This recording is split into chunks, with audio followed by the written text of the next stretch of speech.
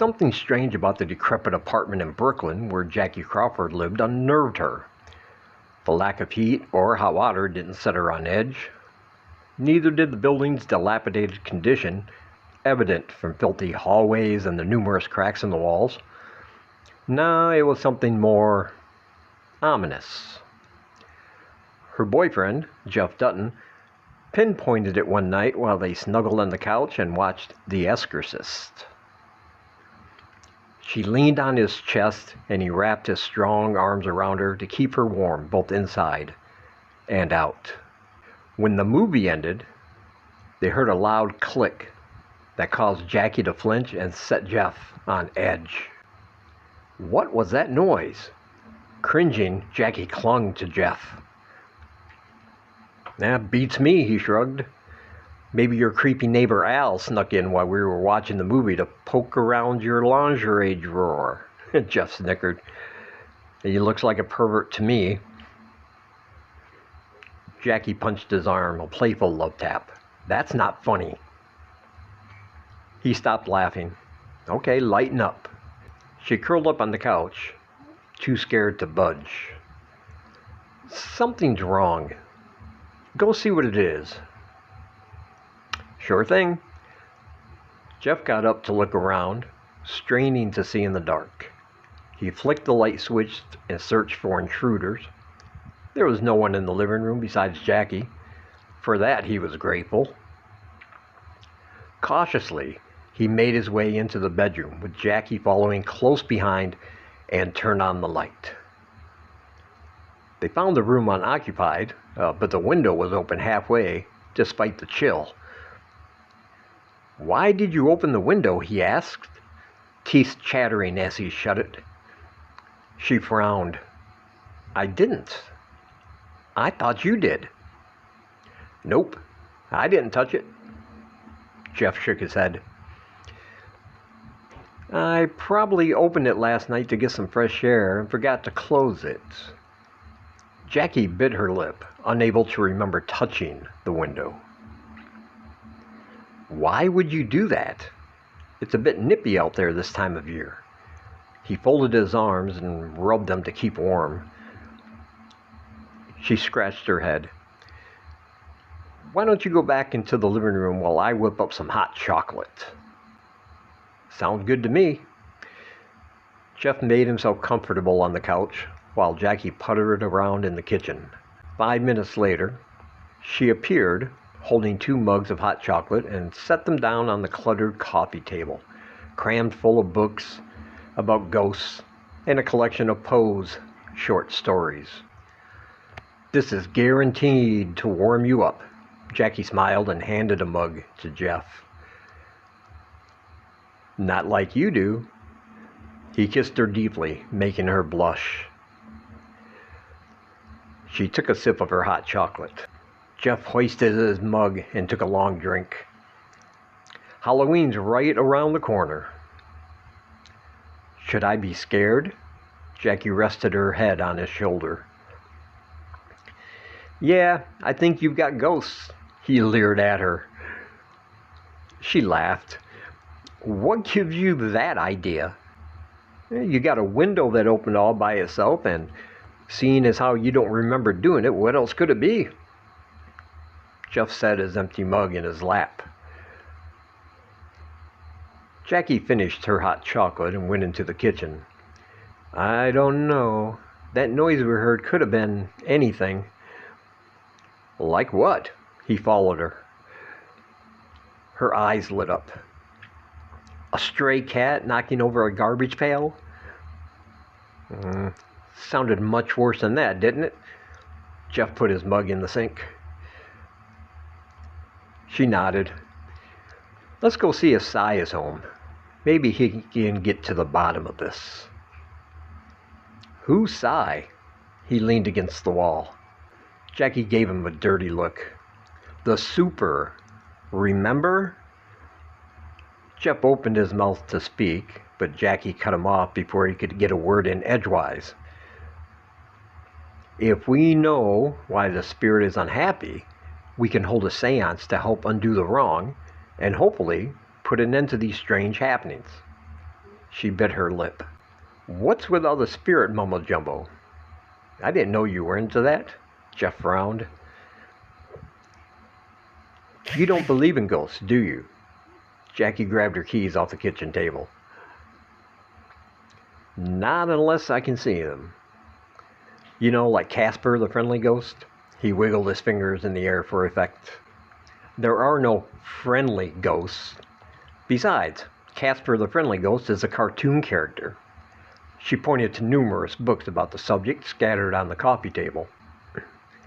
He slammed the door shut and followed her to the super's apartment on the first floor. How would you know? Jeff frowned.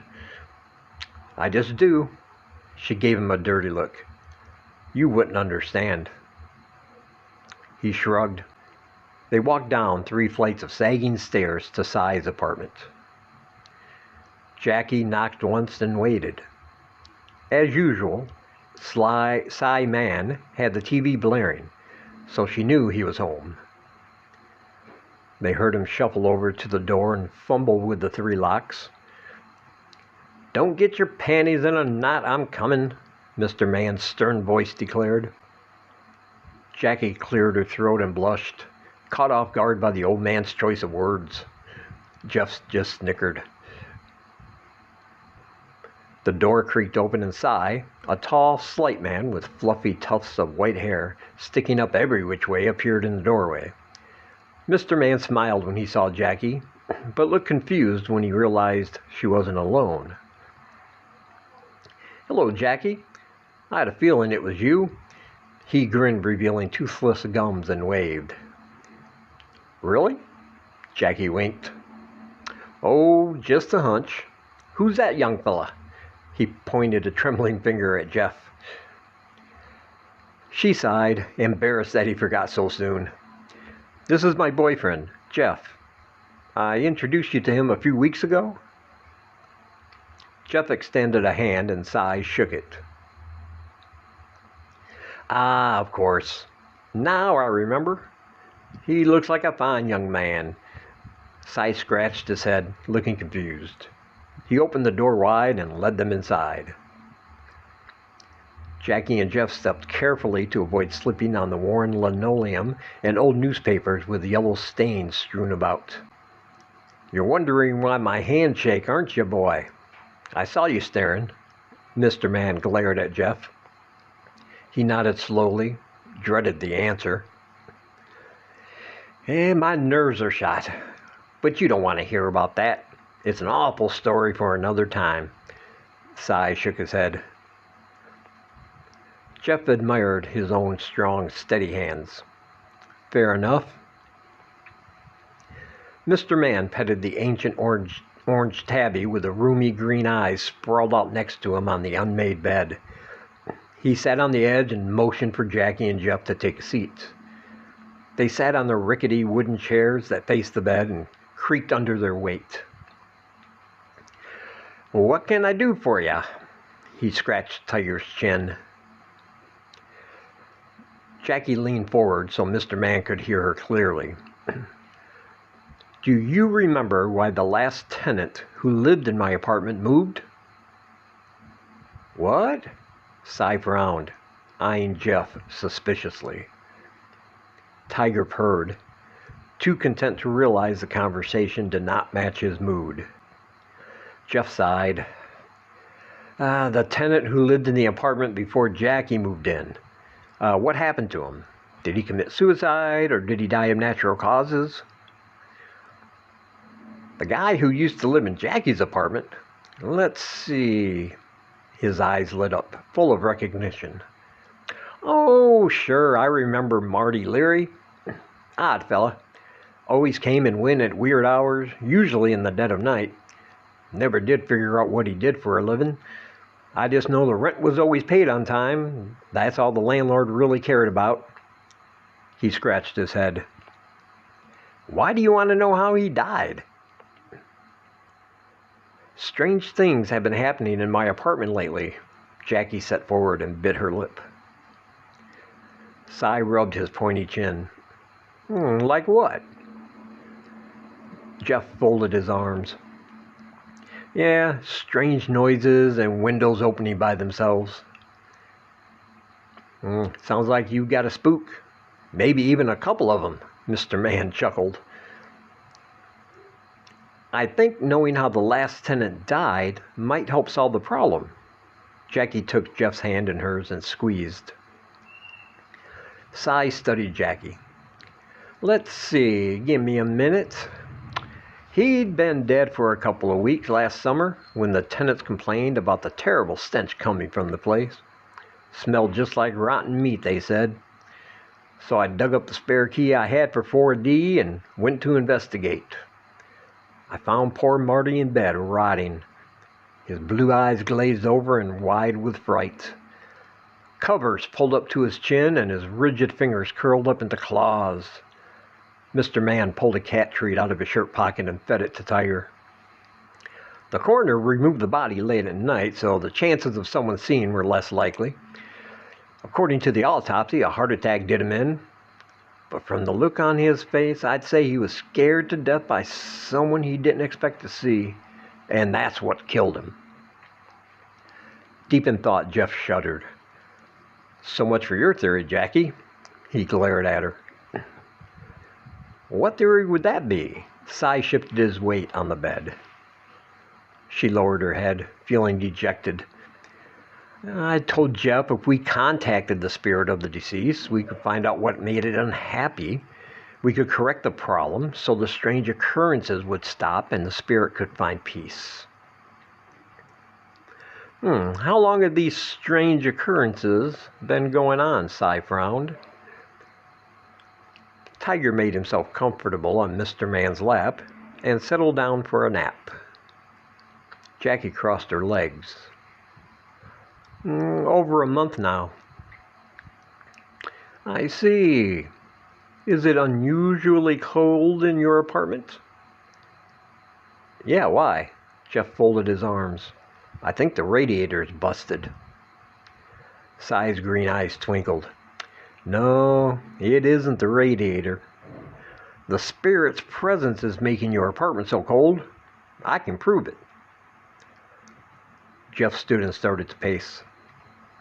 I've heard just about enough of this nonsense. If you're so sure it's Mr. Leary's ghost, show us how to drive it out. Don't show anger or try to chase it.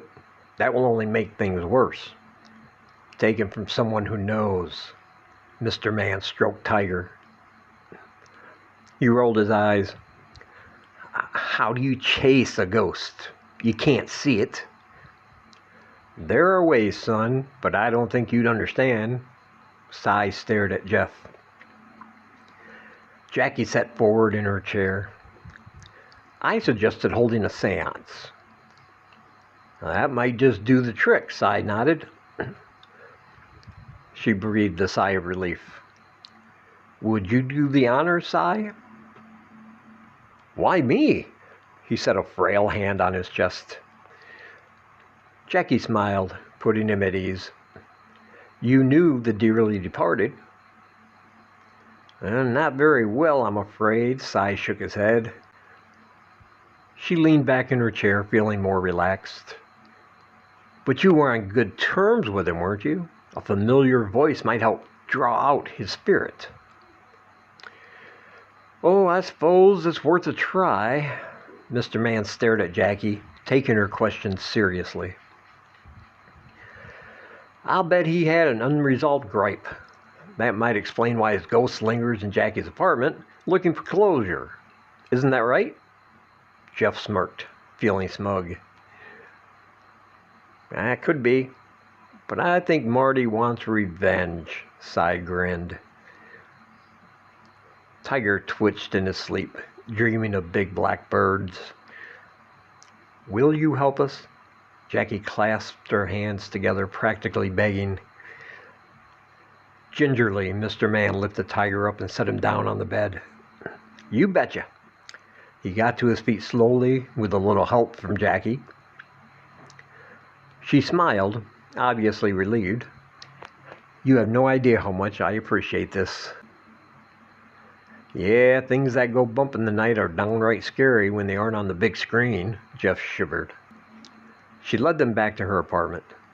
On the way out, Mr. Man grabbed a white pillar candle and a box of matches. When they got upstairs, Jackie unlocked the door and switched on the light. Jeff, go see if the heat is on while Mr. Man prepares the kitchen table. No problem. When he walked over to the radiator under the open window and cautiously reached out to touch it, hot metal scalded his hand. Jeff screamed, ran into the kitchen, and grabbed some ice cubes from the freezer to soothe his throbbing fingers. Cy winked. I told you the heater wasn't broken. Now do you believe me? I do now. Oh, Jeff licked his swollen fingers. Jackie rushed him over to the sink and ran cold water over the burn. Oh my God, Jeff. Are you all right? No, my hand is killing me. He pressed a cold, damp cloth over a swollen hand. Mr. Man placed a plate under the candle and lit it in the middle of the kitchen table and shut off the light, bathing them in its eerie glow. Both of you sit down. It's time. Jackie and Jeff reluctantly followed. Now take my hands, bow your heads, and be quiet. He took a deep breath before he began. They each took a wrinkled, liver-spotted hand, focused on the candle's flickering flame, and waited. Marty, if you're here, give us a sign. This is Cy Man, the superintendent of the building you died in. I need to ask you a very important question. He cased the room. A minute later, all the books in the bookcase near the kitchen came tumbling down. Jeff cringed. Maybe this wasn't such a good idea after all. It's too late to stop now, Cy winked. Startled, Jackie tried to bolt from the table, but Jeff held her down. The dictionary landed at Cy's feet. He leaned over for a closer look. Coincidentally, it opened to the M's. A minute later, a raven flew into the room and landed between the pages. Its beady black eyes twinkled knowingly. Mr. Man addressed the bird. Marty, tell us how you died. In answer, the raven rested its beak on the word murder for a moment and pecked a hole in the page. Do you know who killed you? Call twice for yes, once for no. They all looked on in awe as the raven cocked its head to one side, as if to ponder the question for a moment before cawing twice. Cy smiled expectantly. Jackie and Jeff gawked at the raven, unable to believe their luck. They leaned in for a better look at the mysterious messenger. Mr. Man followed his hunch. Did Al Ash kill you? The raven cawed twice more and flapped its wings. Do you know why? Cy smiled. This time a single caw was the reply. Will you rest in peace if we get Al to confess? The raven cawed twice more before flying off. The candle went out, casting them in darkness. Al Ash lived on the 4th floor in the apartment directly across from Jackie. The climb seemed to take forever, since Mr. Man had to stop several times to catch his breath. Jeff whispered in Jackie's ear, I can feel myself growing older. Shut up, Jeff, she jabbed him in the ribs. You'll be old too someday. He gritted his teeth. Not if I can help it. Jackie gave him a dirty look. When they reached the top, Cy knocked on the door and waited. A gruff voice answered, Who is it? Cy. Can I come in? He smiled broadly.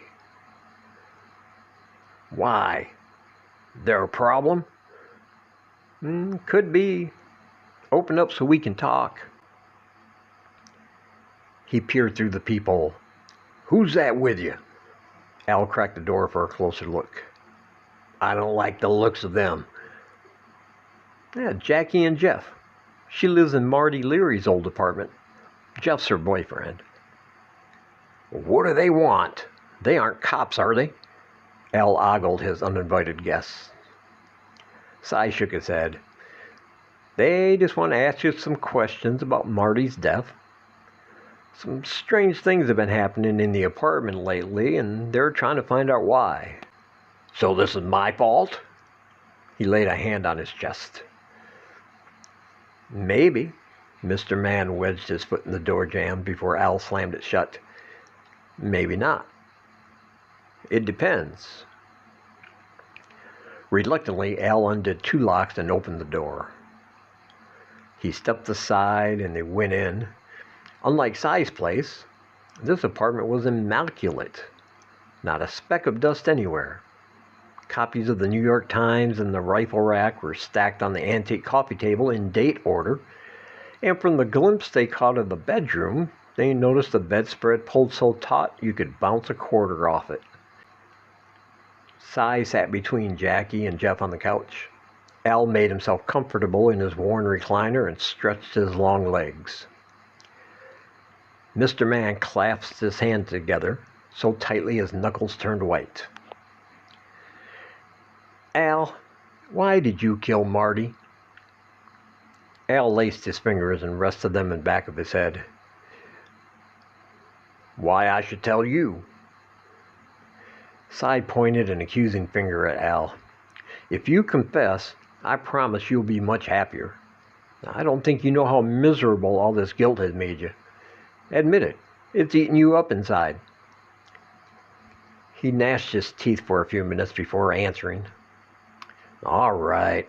He stole my wife. Are you happy now? When he spoke, his voice was icily calm. Jackie's jaw dropped. You're kidding. Could you be more specific? Jeff frowned. Are you people stupid? He had an affair with her. When I caught them in bed together, I just snapped. I wanted to end it quick and dirty. Plenty of muss, no fuss. Al rubbed his sweaty palms together and glared at his firing squad. Cy shook his head. A raven flew into the room and landed on his bony shoulder to listen in. Al, when I found Marty's body, he was in bed alone. Your wife was nowhere to be seen. And there were no signs of forced entry. How do you explain that? His green eyes locked on Al's pale blue ones. Al nodded slowly and finally broke down. I found a spare key to his apartment under her pillow while I made the bed one morning. When I saw that, I went berserk. I rushed over to Marty's place, slipped the key into the lock, and stepped inside. I found my wife wiggling beneath him and told her to get out of my sight while the getting was good.